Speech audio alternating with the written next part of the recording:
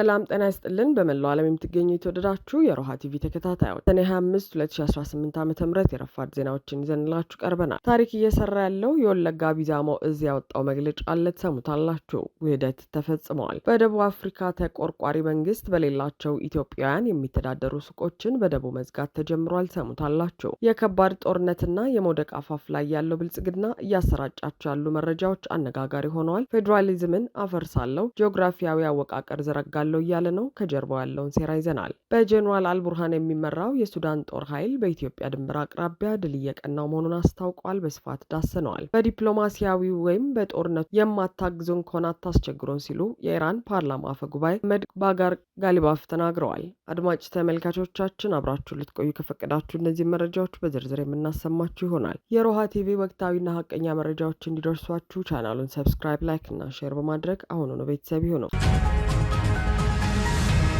የወለጋ ቢዛሞ እዝ ጌጤ ግርማ መብረቅ ክፍለ ጦር አዲስ የአመራር ምደባ ማድረጉን አስታወቀ።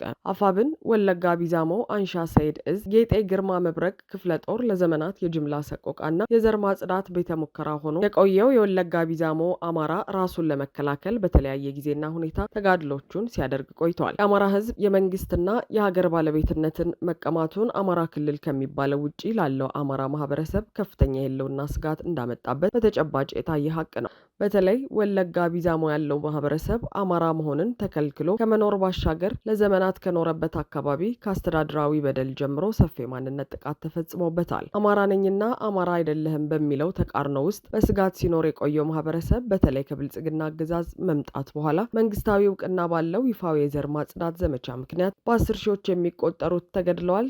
ከግማሽ ሚሊዮን በላይ የሚሆኑት ደግሞ ወደ ተለያዩ አካባቢዎች ተፈናቅለዋል። ይህ የዘር ማጥፋት አዋጅ የህልውና ጉዳይ በመሆኑ የቢዛሞ አማራ ተደራጅቶ ራስን የመከላከል እንቅስቃሴ ሲያደርግ መቆየቱ ይታወቃል። ትግሉ የአማራን ህልውና የመታደግና እንደ አማራ በሚኖርበት አካባቢ ፍትሐዊ በሆነ መልኩ የመተዳደር ወይም ራስን በራስ የማስተዳደር መብትን የመጎናጸፍ ነው። ይህ የአማራ ብሔርተኝነት ርዕዮተ ዓለም የትግል መስመር የአማራ ህዝብ ለዘመናት የተነፈገውን መብት የቦታ ልዩነት ሳይኖረው እንዲከበር የማረጋገጥ ነው። ይህ መብት መከበር እኛ የምንኖርበት አካባቢ ከሚኖረው ወንድም የኦሮሞ ህዝብና ከሌላው ጋር ለሚኖረው ግንኙነት መሰረት ሲሆን የመብት መከበር ዘላቂ ሰላም የማረጋገጥም ብቸኛው መፍትሄ እንደሆነ እንደሚያምንም ክፍለ ጦሩ አሳውቀዋል። ይህንንም በማሰብ የጠራ መዋቅራዊ መስመሮችን በመዘርጋት የክፍለ ጦሩ የስራ አስፈጻሚ አባላትን መርጧል። አርበኛ ገነቱ አስሜ ሰብሳቢ፣ አርበኛ ወቀምሩ ምክትል ሰብሳቢ፣ አርበኛ በቃሉ ይታይ ወታደራዊ አዛዥ፣ አርበኛ በላይ ታምሩ ምክትል ወታደራዊ አዛዥ፣ አርበኛ አስቻሉ አዲሱ ህዝብ ግንኙነት መምሪያ፣ አርበኛ ታዘብ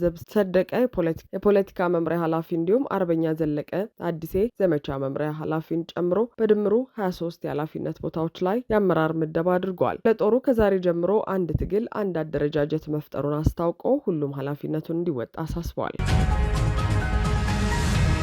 በደቡብ አፍሪካ ተቆርቋሪ መንግስት በሌላቸው ኢትዮጵያውያን የሚተዳደሩ ሱቆችን በደቡብ መዝጋት ተጀመረ። በደቡብ አፍሪካ ከትናንት በስቲያ አንስቶ የተጀመረውን የስደተኛ ጠል ተቃውሞ ተከትሎ በትናንትናው ዕለት በኢትዮጵያውያን የሚተዳደሩ ሱቆች ላይ ዘመቻ ተከፍቷል። ከስፍራው እንደተሰራጩ መረጃዎች ትናንት በመቶዎች የሚቆጠሩ ሰልፈኞች ኤደን ፓርክ ውስጥ የሚገኙ በተለምዶ ፓዛ ተብለው የሚጠሩ ሱቆች ጋር በመሄድ ሱቃችሁን ዘግታችሁ አሁኑን ውጡ የሚል መልእክትና ማስጠንቀቂያ አስተላልፈዋል። እነዚህ በኢትዮጵያውያን የሚተዳደሩት ሱቆች ባለቤቶችም ማስጠንቀቂያው በደረሳቸው በሰዓታት ውስጥ እቃቸውን ጭነው መሄዳቸው ተገልጿል። እንደ ዘገባዎች በደቦ እንዲዘጉ የተደረጉትና እቃቸውን ጭነው የሄዱት የሱቅ ባለቤት ኢትዮጵያውያን 5 ናቸው። የሰልፈኞቹ መሪ የሆነው አቦንግሌ ሲጎቦንጎ በስፍራው ለነበሩት ጋዜጠኞች ሲናገር ዛሬ 5 ሱቆች እንዲዘጉ አድርገናል፣ ነገ ደግሞ ተጨማሪ ሱቆችን የማዘጋት ዘመቻችንን እንቀጥላለን ብሏል። ጨምሮም የተሰጠን ተልዕኮ በውጭ ዜጎች የሚተዳደሩ ፓዛ ሱቆችን ከአካባቢያችን ማስወጣት ነው ካለ በኋላ የእነዚህ ሱቆች ባለቤቶች ዝርፊያ እንዳይፈጸምባቸው በሰላማዊ መንገድ ለቀው እንዲሄዱ ማሳሰቢያ ሰጥቷል። የዘመቻው ዓላማም በእነዚህ ሱቆች ውስጥ ደቡብ አፍሪካውያን እየሰሩበት ራሳቸውን እንዲያስተዳድሩ ማድረግ መሆኑን አስታውቋል። ሆኖም ግን በትናንትናው ዕለት በደቡብ አፍሪካ አብዛኛዎቹ አካባቢዎች በኢትዮጵያውያን ሱቆች ላይ ከፍተኛ ዘረፋ ሲፈጸም እንደነበር በስፍራ ያሉ ምንጮች ለሮሃ ተናግረዋል። በተለይም እነሱ ሎኬሽን ብለው የሚጠሯቸው ገጠራማ ከተሞች አካባቢ ከፍተኛ ዘርፊያና ድብደባ ሲፈጸም እንደነበር ይገልጻሉ። የተለያዩ ዘገባዎች ዝርፊያው የሚፈጸመው ህገወጥ ናቸው በተባሉና የመኖሪያ ፍቃድ በሌላቸው ኢትዮጵያውያንና ሌሎች የውጭ ዜጎች ላይ ነው ቢሉም አስተያየታቸውን የሰጡን የደቡብ አፍሪካ ነዋሪ ግን ሲጀመር የውጭ ዜጋ ከሆንን መታወቂያችንን አየውም ብለዋል። የመኖሪያ ፍቃድ አላችሁ ብሎ ሱቁን ለመተው እኛን እዛ መኖር አለብን፣ እነሱም ያንን የፍቃድ መታወቂያ የማየት ፍላጎት ሊኖራቸው ይገባል የሚሉት እኛ አስተያየት ሰጪ፣ እየሆነ ያለው ግን እኛ በስጋት ሱቃችንን ዘግተን ተደብቀናል፣ ካገኙን ደግሞ ወረቀታችንን ሳያዩ ያሰቃዩናል፣ ስለዚህ ሱቃችንን ሰብረው እየገቡ ነው ይላሉ። ይህንን የሚያረጋግጡ ተንቀሳቃሽ ምስሎችን በማህበራዊ ሚዲያ እየተዘዋወሩ መሆኑን ተመልክተናል። ይህ ሁሉ ሲሆን ግን የናይጄሪያ፣ የጋና፣ የማላዊ፣ የሌሎች ሀገራት መንግስታት ዜጎቻቸውን እያስወጡና ጉዳዩን ቀዳሚ አጀንዳ አድርገው ይዘውታል። በርካታ ዜጋ በደቡብ አፍሪካ ያለው የኢትዮጵያ መንግስት ግን ምንም አይነት እንቅስቃሴ ካለማድረጉም በላይ ይህ ሁኔታ በከፋበት ወቅት እንኳን ምንም ያለው ነገር የለም። የከባድ ጦርነትና የመውደቅ አፋፍ ላይ ያለው ብልጽግና እያሰራጫቸው ያሉ መረጃዎች አነጋጋሪ ሆነዋል። የብልጽግና ፓርቲ ማዕከላዊ ኮሚቴ ከትናንት በስቲያ ጀምሮ በናዝሬት ከተማ ስብሰባ በማካሄድ ላይ እንደሚገኝ የተነገረ ነው። በዚህ ስብሰባ ላይ ፓርቲው በሀገራዊ ምክክሩ ላይ ይዞት የሚቀርበው አቋም ይፋ ሆኗል በሚል ነው መረጃ እየወጣ ያለው። በዚህም መሰረት ዋና ዋናዎቹ አቋሞች የሚከተሉት ሲሆኑ አሁኑ የፌዴራሊዝም ስርዓት ፈርሶ ክልሎች በጂኦግራፊያዊ አቀማመጥና በኢኮኖሚ ትስስር መሰረት እንዲዋቀሩ አንቀጽ 39ም እንዲለወጥ የሚል ነው። ድሬዳዋና አዲስ አበባ ራሳቸውን የቻሉ ክልሎች እንዲሆኑና አንቀጽ 49ን መለወጥ የሚለው እንደሚገኝበት ተገልጿል። መሬት የህዝብና የመንግስት ነው የሚለው ቀርቶ የግል ንብረት እንዲሆንም ተደርጓል። የመንግስት የአስተዳደር ስርዓት ከፓርላማዊ ወደ ከፊል ፕሬዝዳንታዊ እንዲቀየር፣ ይህም ማለት የጠቅላይ ሚኒስትር ስልጣን ቀርቶ ሀገሪቱ በፓርላማ በሚመረጥ ፕሬዝዳንት እንድትመራ የሚል ነው። በተጨማሪም ክልሎች የሚመሰረቱት እንደ ቀድሞ በህዝብ ውሳኔ ሳይሆን ጥያቄው ለፓርላማ ቀርቦ በፕሬዝዳንቱ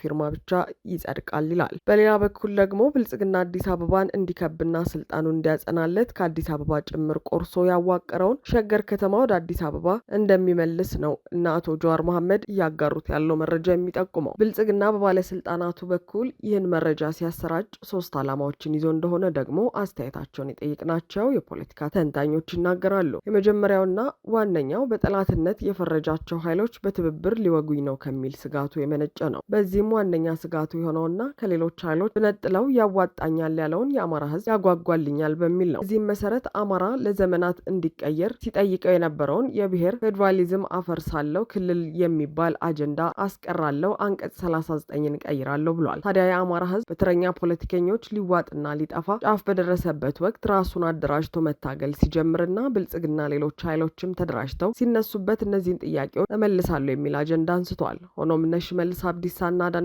አቤቤ እና አብይ አህመድና ብርሃኑ ጁላ የሚመሯት ኢትዮጵያ ወቅታዊውን ኃይል ይበትንልኛል ከሚል እሳቤ በዘለለ ይተገብሩታል ተብሎ አይታሰብም። አማራም አሁን ላይ ከአንቀጽ 39 ይልቅ በህይወት መኖር የሚያሳስበው ህዝብ ሆኗል። ሌላኛው የዚህ መረጃ መሰራጨት ዓላማ ደግሞ አሁን ብልጽግና ሊተገብራቸው ነው ተብለው የተሰራጩት መረጃዎች ከተካረረ ጸብ ወጥተው ወደ መግባባት ባመሩ የአማራ የትግራይና የኦሮሞ ልሂቃን ፖለቲከኞችና ታጋዮች መካከል ልዩነት ለመፍጠር ያለሙ ናቸው። ሶስተኛው ደግሞ አብይ አህመድ አንድ ሊያሳካው ያሰበውን እቅድ ለማሳካት ሲል ለአጃቢነት እንጂ ለትግበራ የማይሆኑ በሚል ያወጣቸው አጀንዳዎች ናቸው። አብይ አህመድ ፕሬዝዳንት የመሆን ህልሙን ለማሳካት ሲል ሌሎቹን አጀንዳዎች አጃቢ አድርጎ ያሰፈራቸው ናቸው።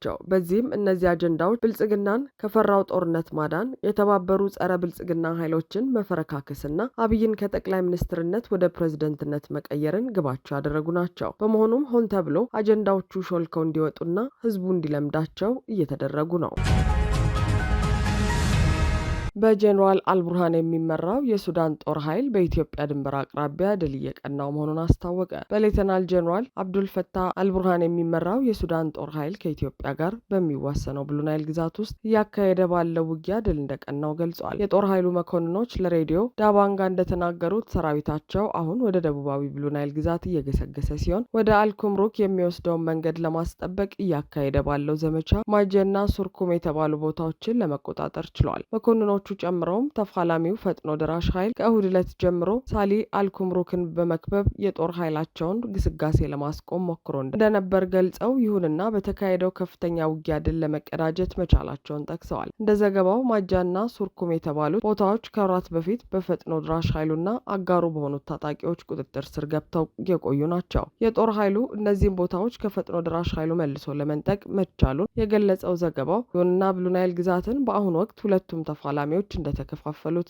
አስታውቋል። በዚህ ግዛት ውስጥ እየተካሄደ ባለው ወራትን ባስቆጠረው ጦርነት ከ10 ሺህ በላይ ሰዎች መፈናቀላቸውንም አስረድቷል። ይህ በእንዲህ እንዳለ የሱዳን ጦር በምዕራባዊ ዳርፉር ግዛት ከቻድ ጋር በሚያዋስነው አካባቢም ሌላ ድል ማግኘቱን አስታውቋል። መቀመጫቸውን በፖርት ሱዳን ያደረጉት የምዕራብ ዳርፉር አስተዳዳሪው ባህር አልዲን ካማራ በሰጡት መግለጫ ከመንግስት ኃይሎች ጋር የተጣመሩ ታጣቂዎች ወደፊት በመገስገስ ላይ መሆናቸውን ገልጸው ክልሉ ነጻ እስከሚወጣ ድረስ ውጊያው እንደሚቀጥል አስረድተዋል። በሌላ በኩል የጦር ኃይሉ በሰሜናዊ ዳርፉር አካባቢም 2 መንደሮችን ነጻ ለማውጣት መቻሉን ይፋ አድርገዋል። ይህ በእንዲህ እንዳለ አሶሶ ከተማ ሲጓዝ የነበረ የሱዳን ፈጥኖ ደራሽ ኃይል ባደረሰው የትራፊክ አደጋ የንጹሃን ሕይወት አልፈዋል። በመሐመድ ሐምዳን ዳጋሎ የሚመራው የሱዳን ፈጥኖ ደራሽ ኃይል በቤንሻንጉል ጉሙዝ ክልል ባደረሰው የትራፊክ አደጋ የአንድ ሰው ሕይወት ማለፉ ታውቋል። ትናንት ሰኔ 24 2018 ዓ.ም በቤንሻንጉል ጉሙዝ ክልል ከኩርሙክ ወረዳ ዳሶሳ ከተማ በተሽከርካሪ ተጭኖ ሲጓዝ የነበረ የሱዳን ፈጥኖ ድራሽ ኃይል በሆሞሻ ወረዳ ጦሬ ቀበሌ አካባቢ ባደረሰው የትራፊክ አደጋ የአንድ ሰው ሕይወት አልፏል። የክስተቱ አፈጻጸም ግን ከተራ የትራፊክ አደጋ የተለየ ጥርጣሬን ፈጥሯል። ከአደጋው ስፍራ የተገኘ መረጃ እንደሚያመለክተው አደጋው የተከሰተው መኪናው በከፍተኛ ፍጥነት በመጓዝ ላይ በነበረበት ወቅት ነው። ሆኖም ጉዳዩን አስመልክቶ የዓይን እማኞች የሚሰጡት ምስክርነት አሳሳቢ ሆኗል።